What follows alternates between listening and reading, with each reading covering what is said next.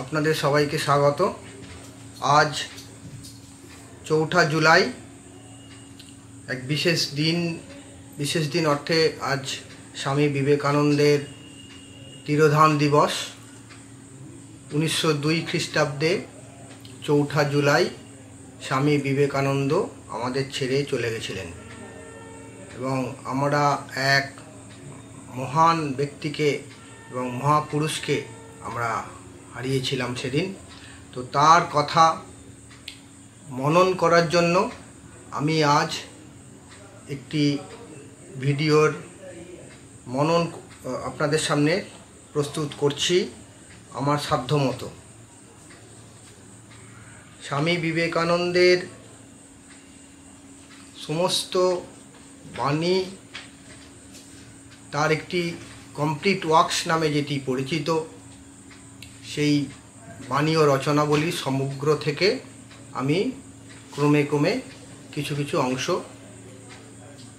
আমি মনন করার চেষ্টা করব।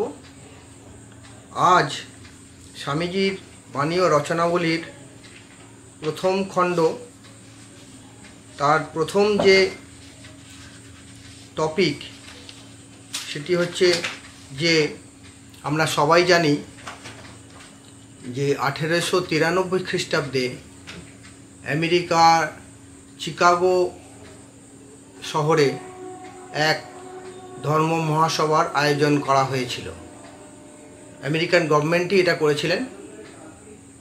তো সেখানে স্বামীজি শেষ মুহূর্তে স্বামীজি ওখানে উপস্থিত হয়েছিলেন এবং অনেক কষ্টে ধর্ম মহাসভায় নিজের নাম, স্বামীজির নাম হিন্দু ধর্মের প্রতিনিধি হিসেবে সেখানে লেখা হয়েছিল এবং সেসব কাহিনী আমরা অনেকেই হয়তো জানি।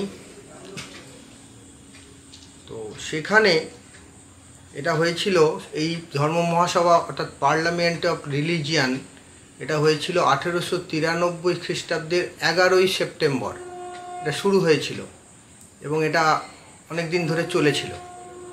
তো এই দিন 1893 খ্রিস্টাব্দের চিকাগোতে যে বিশ্বমেলা হয়েছিল, সেখানে প্রত্যেক ধর্মের যে প্রতিনিধি ছিল, পৃথিবীর বিভিন্ন প্রান্ত থেকে যে ধর্ম সম্প্রদায়ের লোক বা ধর্মমতের লোক এই পার্লামেন্ট অফ রিলিজিয়ানে গেছিলেন, তাদের পরিচয় পর্ব সেই দিন হয়েছিল এবং স্বামী বিবেকানন্দেরও পরিচয় পর্ব সেদিন হিন্দু ধর্মের প্রতিনিধি স্বরূপ তাকে পরিচয় করিয়ে দেওয়া হয়েছিল এবং তিনি সেই পরিচয় পর্বে তার অভ্যর্থনা, ওনাকে যে অভ্যর্থনা জানানো হয়েছিল পার্লামেন্ট অফ রিলিজিয়ানের তরফ থেকে, তার অভ্যর্থনার উত্তরে স্বামীজি 11ই সেপ্টেম্বর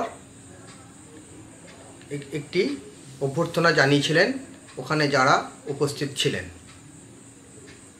তো এখানে স্বামীজি প্রথমেই বলছেন যে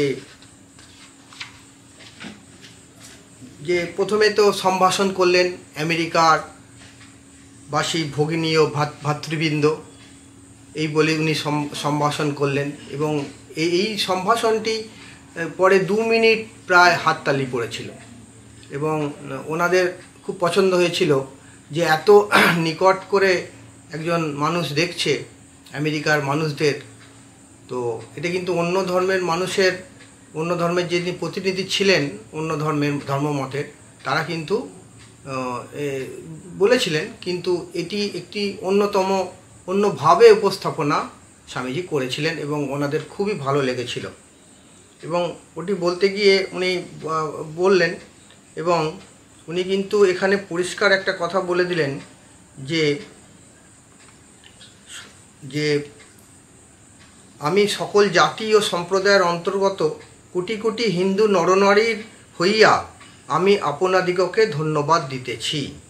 এখানে কিন্তু হিন্দু নরনারীর হয়ে, এবং উনি হিন্দু ধর্মমতের প্রতিনিধি স্বরূপ গেছিলেন। এ বিষয়ে অনেকে অনেক কথা বলে থাকেন যে সর্বধর্ম সমন্বয় করতে গেছিলেন, এগুলো সবই ভুল কথা। উনি পরিষ্কার বলে দিয়েছেন আমি হিন্দু ধর্মের পক্ষ থেকে এখানে এসেছি, এ বিষয়ে কোনো দ্বিমত নেই। তো এবং উনি যারা ধর্ম মহাসভায় যারা আয়োজন করেছিলেন তাদের ধন্যবাদ জ্ঞাপন করলেন এবং এটি বললেন যে যে ধর্ম জগৎকে চিরকাল পরমত সহিষ্ণুতা ও সর্ববিধ মত স্বীকার করার শিক্ষা দিয়ে আসিতেছে, আমি সেই ধর্মভুক্ত বলিয়া নিজেকে গৌরবান্বিত মনে করি। আমরা শুধু সকল ধর্মকে সহ্য করি না, সকল ধর্মকেই আমরা সত্য বলিয়া বিশ্বাস করি। যে ধর্মের পবিত্র সংস্কৃত ভাষায় ইংরাজি এক্সক্লুশন শব্দটি অনুবাদ করা যায় না, আমি সেই ধর্মভুক্ত বলিয়া গর্ব অনুভব করি।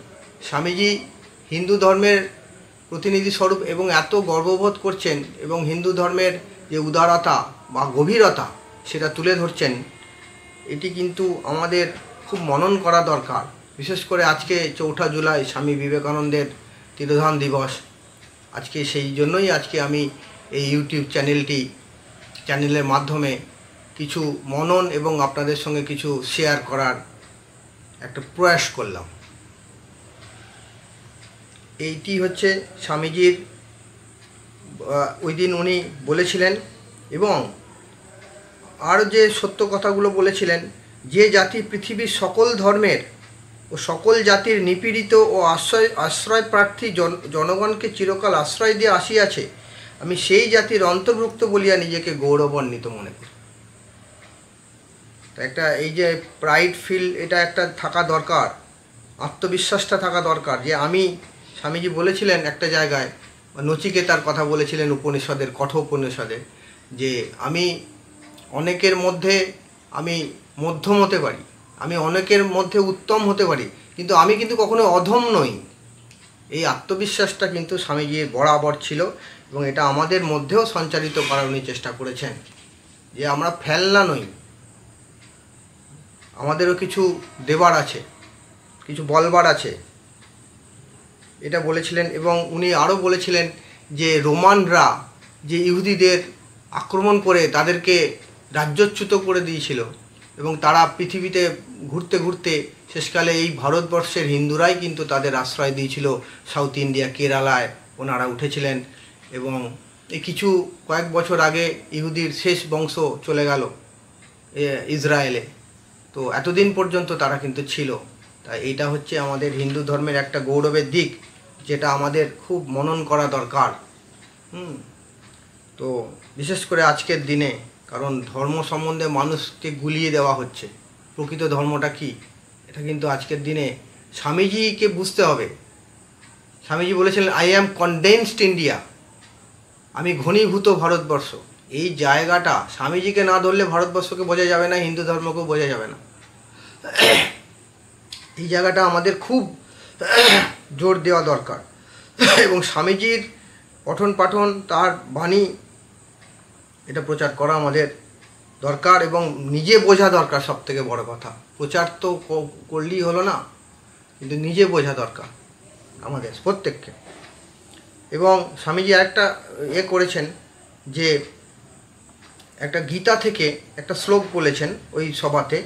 সে শ্লোকটি হচ্ছে ইয়ে অথা মাং প্রপদ্যন্তে তাং তথৈব ভজাম্যহম মম বর্তানুবর্তন্তে মনুষ্যা পার্থ সর্বসা।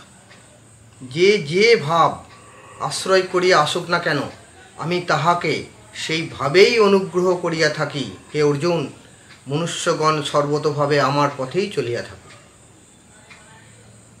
এটি হচ্ছে হিন্দু ধর্মের গীতা, মানে উপনিষদ, এবং উপনিষদের সারাংশ হচ্ছে গীতা এবং ওইখানের যে ভাব একটি শ্লোকের মাধ্যমে স্বামীজি হিন্দু ধর্মের প্রতিনিধি হিসেবে সেই ভাবটি উনি বললেন।